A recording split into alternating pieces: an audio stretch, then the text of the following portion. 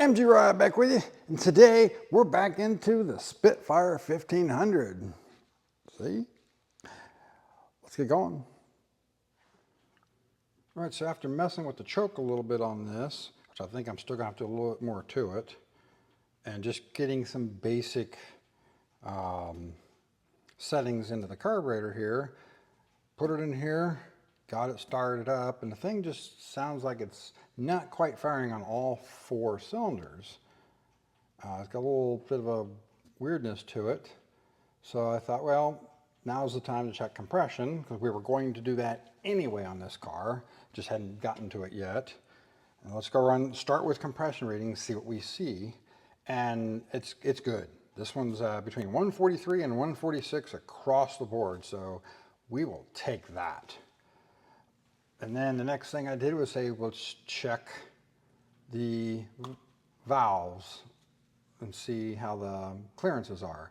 Because in order to properly adjust a carburetor, you need to know that valves are adjusted properly and your ignition timing's correct. So we got in there and there was only one valve I didn't have to adjust.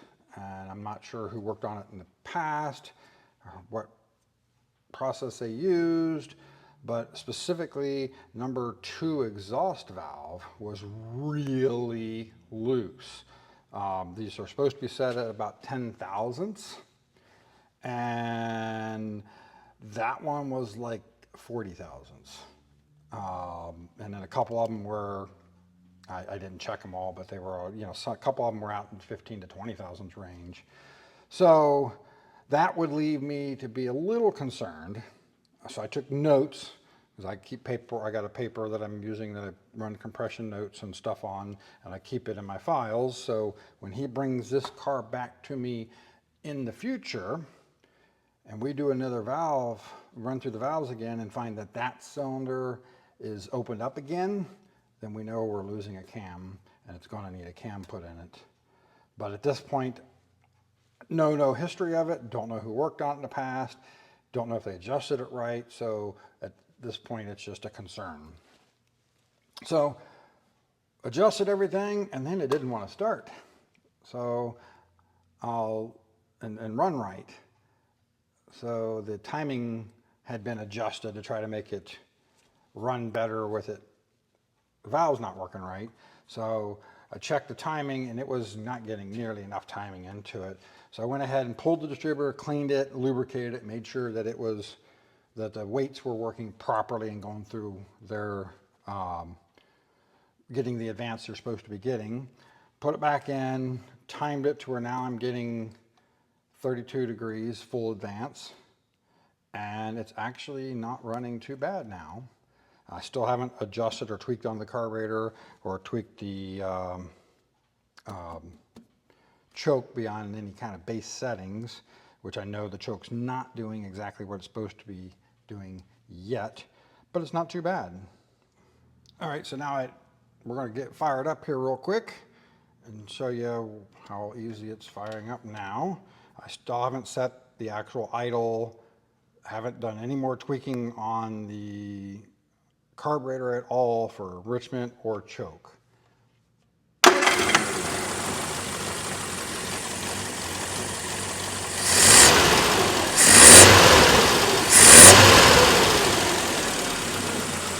I'd say that's a little bit of an improvement over what I started with.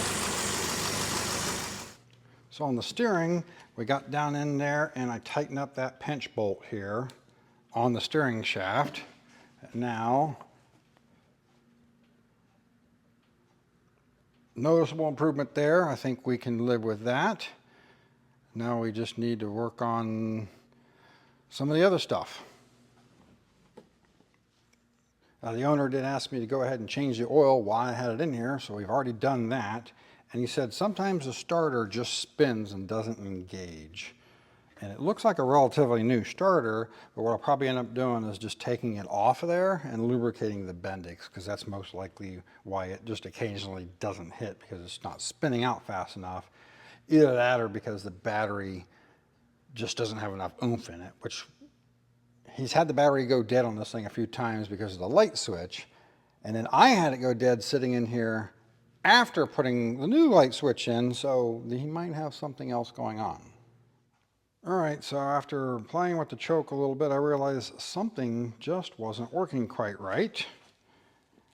And I had actually took this off and cleaned it one more time just to make sure that this was actuating properly, because it was hanging just slightly due to the air passage up here having a little piece of carbon in it. So now that's working as it's supposed to, but it's still, I couldn't get it right because this, I could not get the idle speeds or anything to do what it needed to do. So there's a quick rundown of how this system works. Is the heat mass spring on the heat mass is always trying to pull it this way when it's cold. Once it heats up, it's pulling this way, back this way here.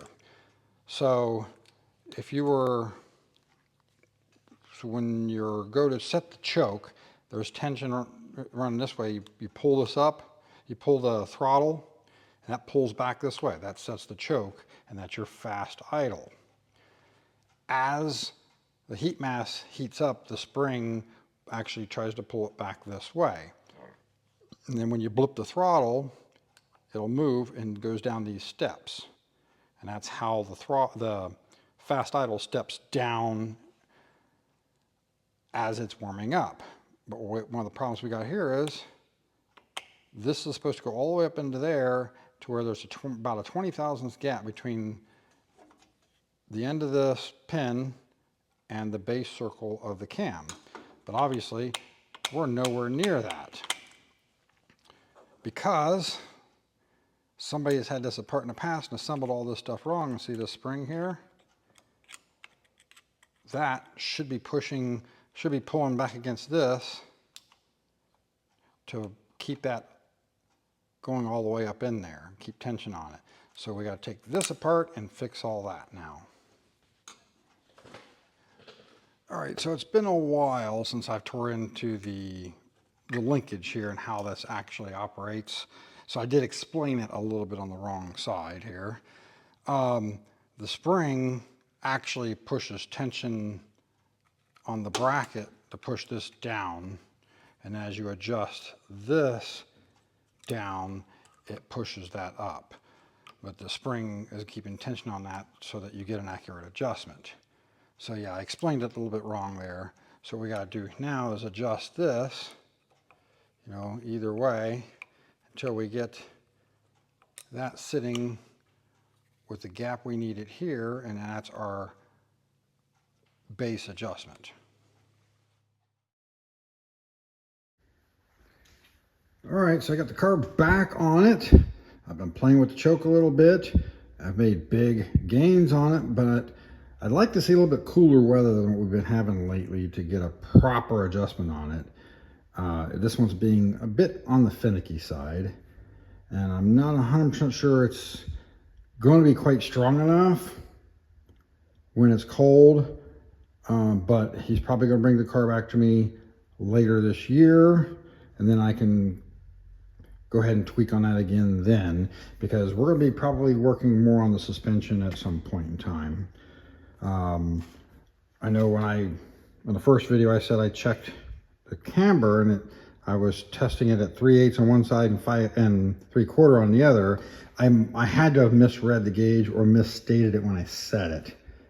I put some shims in all four corners and they're good for about 1/8 of a degree. And right now it's testing at 5/8 positive both sides. And there's no way I gained on one side and lost on the other. So I must have just misread the gauge or misset it when I set it. But it's going to need, the ball joints, boots are gone. And it needs rack boots. And we need to look at some other stuff on the suspension. But I'm not going to have time to mess with that because the owner of this car is going to be heading out of town for a couple of weeks. I don't really want to have the car sitting here for a couple more weeks right now because it's almost done with everything he wants to do now. It's pretty much there.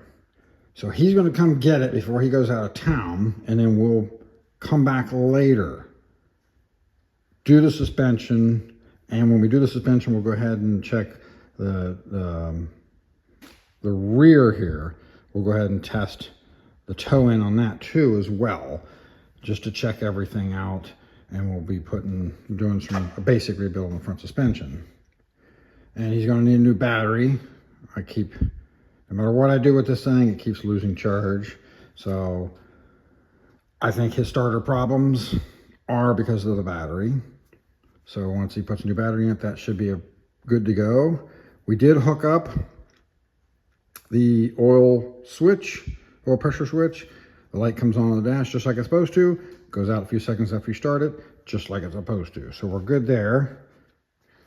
So now what I'm going to do, since he's going to be here in roughly an hour, unless the rain that just came through here stops him from coming out, which I hope it doesn't, because I don't think there's any more coming through. But I got to go ahead and pop these wheels back off so I can put the center caps back on, trim rings, air cleaner, all that stuff before he gets here. Car does drive a lot nicer, feels better, and we'll probably see this on the channel again sometime later in the year.